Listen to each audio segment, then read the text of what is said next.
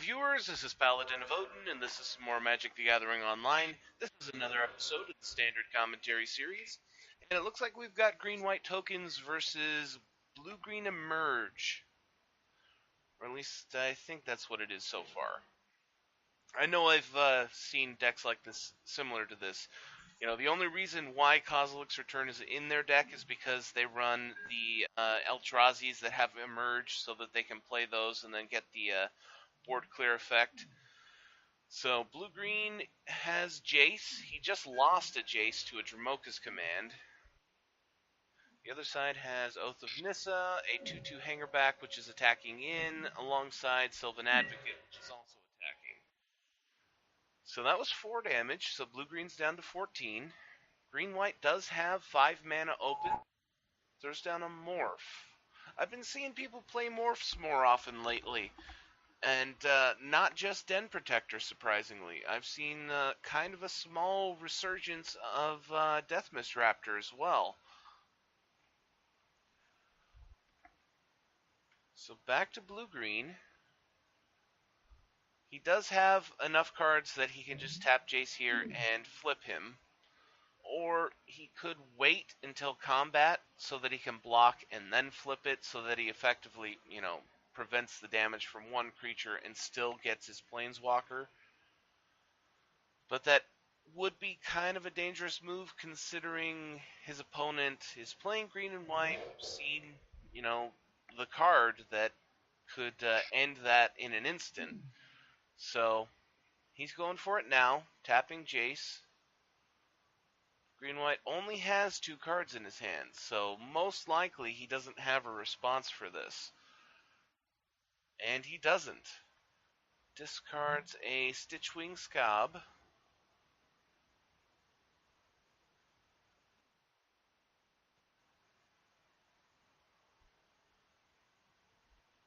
And shrinks the Sylvan Advocate.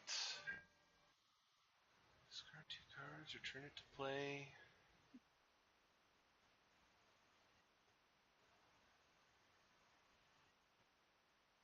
So this guy is a little bit worse than Haunted Dead.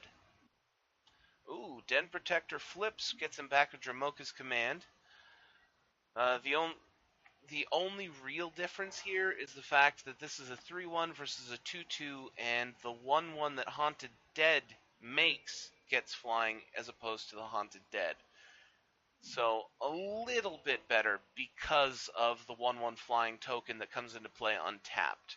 So with Haunted Dead, you get an instant speed blocker as long as you can pay the 2 mana and discard 2 cards, whereas Stitchwing Scob is not as good because it just comes back into play and does nothing.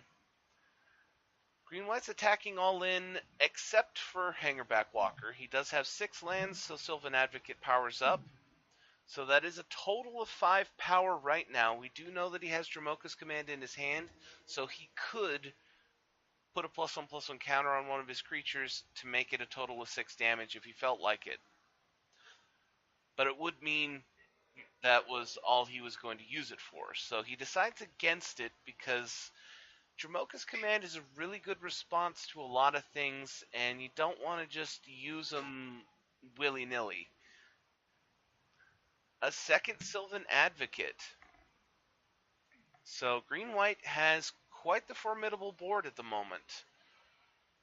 And we know green-white has Dramoka's Command in his hand, and then one more card, which we don't know what it is, but he can easily buff up the Hangerback Walker and play Dramoka's Command in a turn.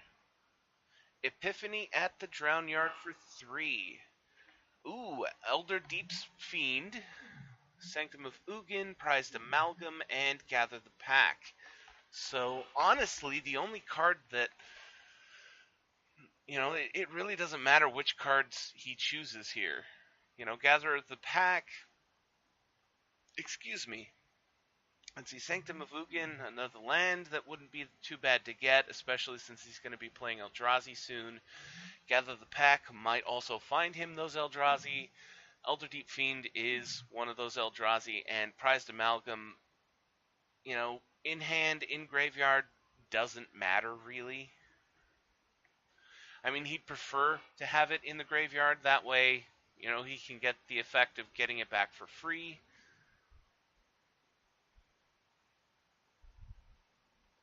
He does go with the Elder Deep Fiend and Prized Amalgam, though.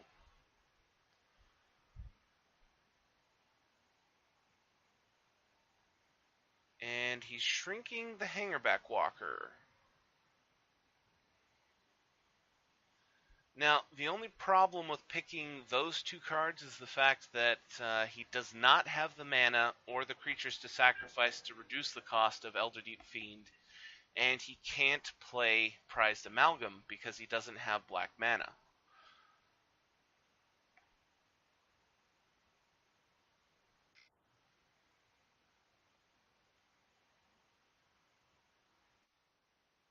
Okay, he's bringing back Stitchwing Scob, discarding 2 Prized Amalgams. Okay. And that is the great thing about this is this comes into play after you discard the cards. So if you discard Prized Amalgam to the effect, you get them back for free. So that was a great play. And 4 mana, yeah, 4 mana cost, he can throw down the Elder Deep Fiend by sacrificing the Scob to it. So buffing up the Hangerback Walker.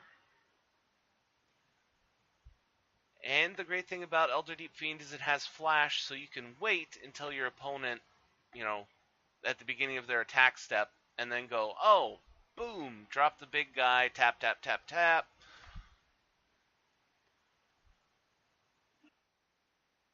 And he's just going to go for upkeep.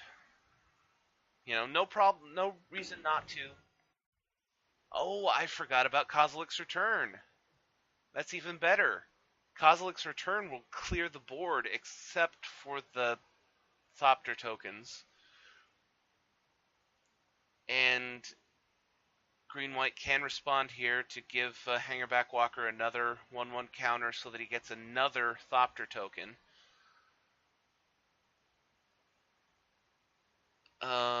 I don't know why he's picking creatures to tap down when they're going to be dead.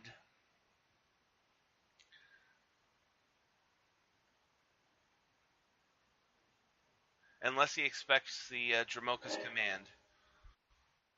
Nope, no Dramoka's Command. No buffing the Hangerback Walker. Surprising on both fronts.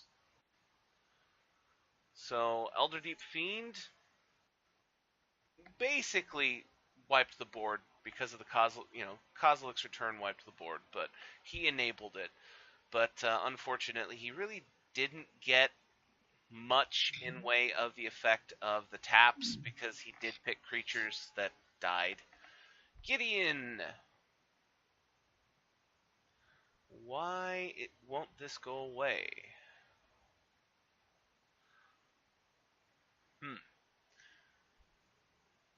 There we go. Okay, so Gideon, ally of Zendikar. Well, he goes for the Anthem. So now all of his Thopters are 2/2s. And they have flying, which... Oh, he's not attacking it. Oh, that's right. They came into play this turn. Sorry. I was thinking, haha, he can attack in and kill off Jace. But they don't have haste. So here come the prized amalgams. So the Emerge deck has a 5/6 and 2 3/3s and Jace. Now, all he can do is use the +1 on Jace because he doesn't have 3 loyalty counters, so he can shrink one of the Thopters to a 0/2 and make it effectively useless.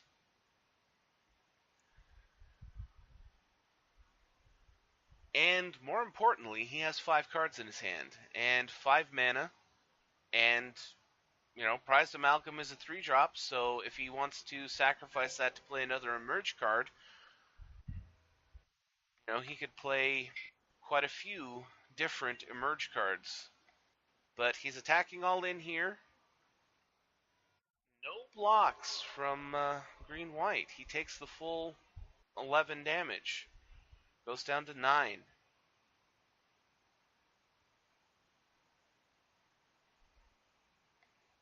and I can't really think of a way that he can win this game without clearing the board. Unfortunately, he's pretty low on cards. Oh, upkeep play from Emerge is another Elder Deep Fiend, sacrificing prized amalgam. He doesn't have a Kozilek's Return, so he doesn't get to clear the board again, but this way he will be able to tap down the 2 creatures with power and 2 of Green-White's lands. Though I don't really think that the lands are really going to be all that much of a detriment, since he's pretty low on cards as is, and typically their top mana curve isn't all that high. But Emerge did just effectively wreck that turn. Jace is going to live to see next turn, and Green-White, the best he can hope for is to... I can't really see a really good play here with 5 mana other than Planar Outburst. Since right now, blue-green only has 1 green mana available, so he can't counter it. Oh, and he concedes the whole match. That's unfortunate. I was kind of hoping to see what he could do in a second game, but the video would have been way too long to post, so fortunately, he conceded the whole match. That's kind of the drawback. I wanted to see a second game to see if he could do better, but at the same time, this video is already 12 minutes long, so I guess we're just going to have to end it there. That was a well-done showing from Blue-Green Emerge. He did a very, very good job of handling Green-White tokens. Made it almost impossible for him to get any momentum going. So I'm going to end the video here. That was Green-White Tokens versus Blue-Green Emerge. And if you liked what you saw, hit that like and subscribe button for me. And I'll see you in the next video.